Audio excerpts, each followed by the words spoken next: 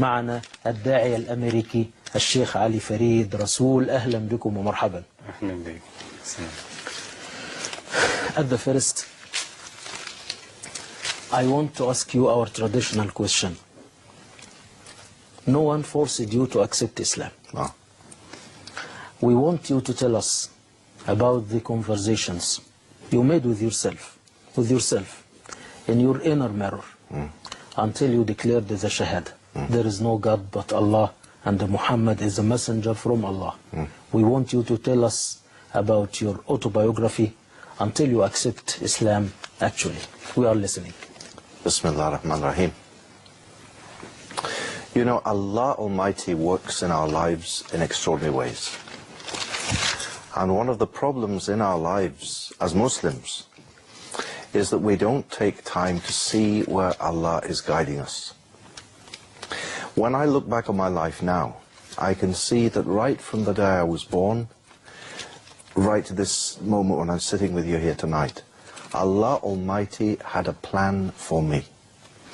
And He was working His plan out all through my life. So when I was sitting in Rome, listening to lectures about church history and about the Bible, really I can see now that I wasn't really studying for the priesthood. I was studying to be with you tonight, to be speaking to these people on the TV. And Allah Almighty uses all the events of our lives, all of the events, to make us the people that we are.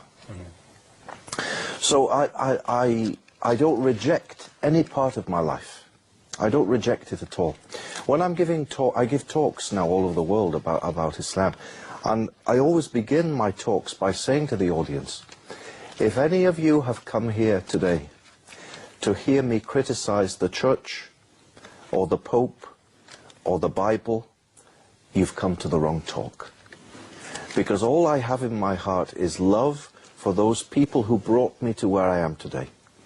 Okay?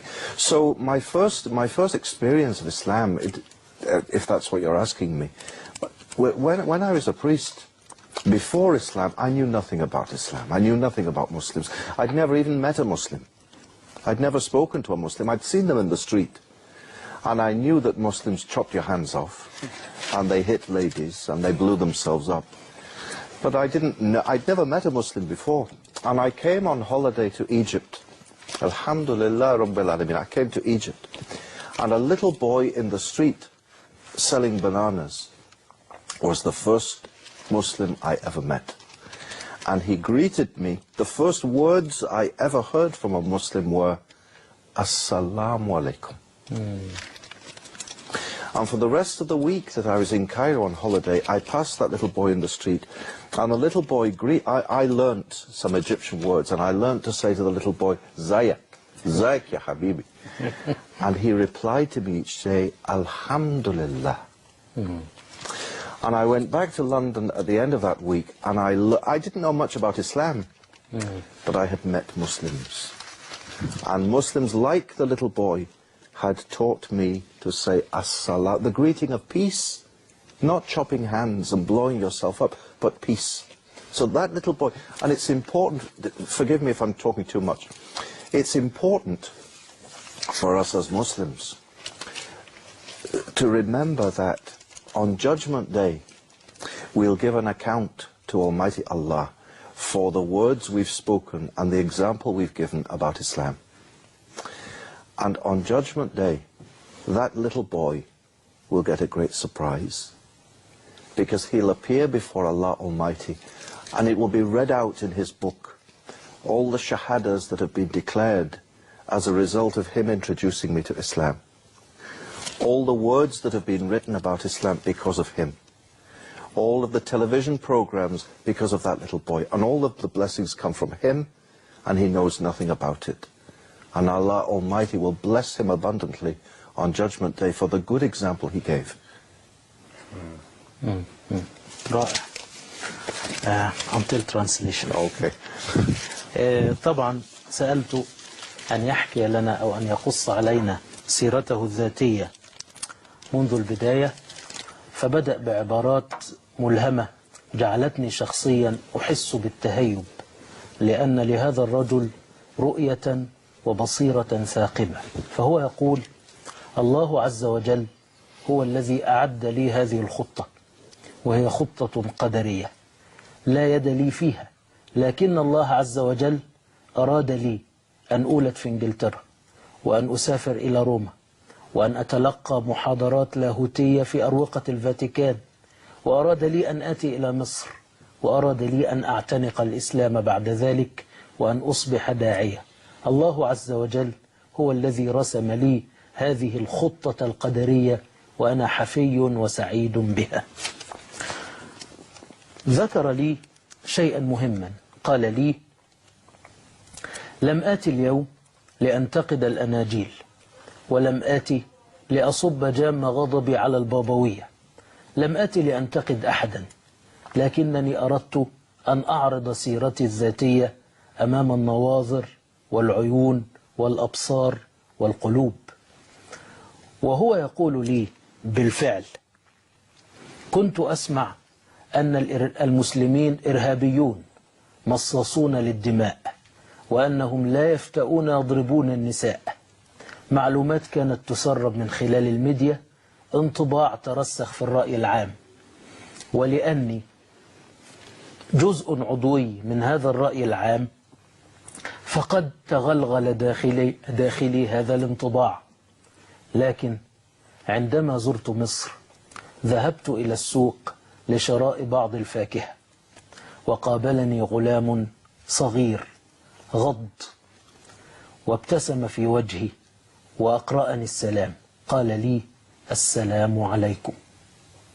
أحسست في صوته بنوع من الطمأنينة، وفتحت معه حوارا.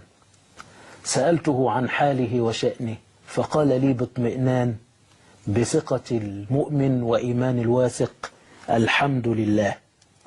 يقول إدريس توفيق: لم أعرف الكثير عن الإسلام في ذلك الوقت، اللهم إلا من خلال هذه المقابلات التي كنت ألتقي من خلالها بالمسلمين في الطريق.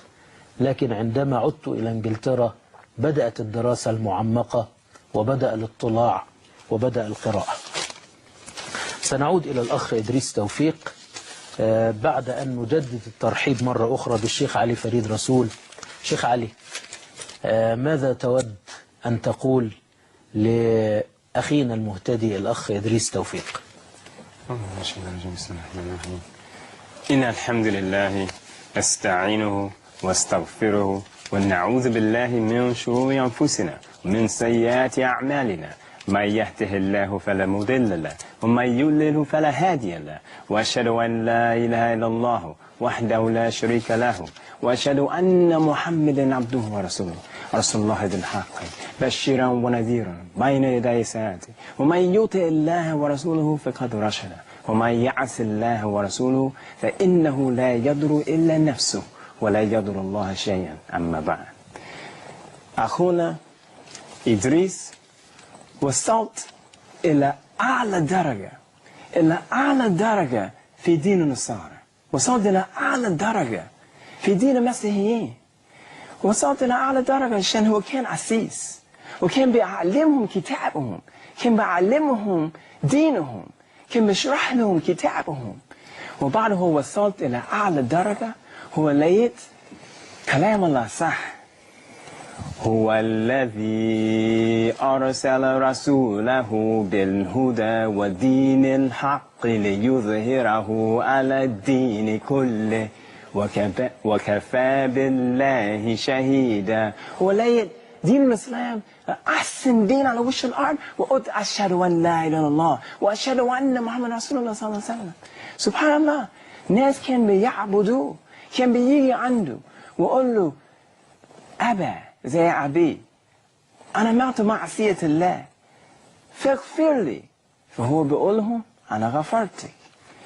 الشرك الدعاء، الشرك الدعاء لا حول ولا قوة إلا بالله. الشرك الأكبر، الشرك الأكبر في أربع أنواع: الشرك الدعاء، الشرك الطاعة، الشرك النية رد والقصد، والشرك المحبة. سبحان الله، الشرك الأكبر. قال الله تعالى في القرآن الكريم: وما يريد الله أن يهديه يشرح صدره للإسلام، فالله فتح قلبه ويهديه إلى دين الإسلام. فالحمد لله هو ساب حياة دي لحياة طبيعي، لحياة بتواضع، بحياة إسلامي. فالله نعمة الله عليه وهو في نعمة وكفى به نعمة. سبحان الله. أحسنت، جزاكم الله خيرا. قبل أن نعود بدفة الحديث إلى المهتدي الذي أذهلنا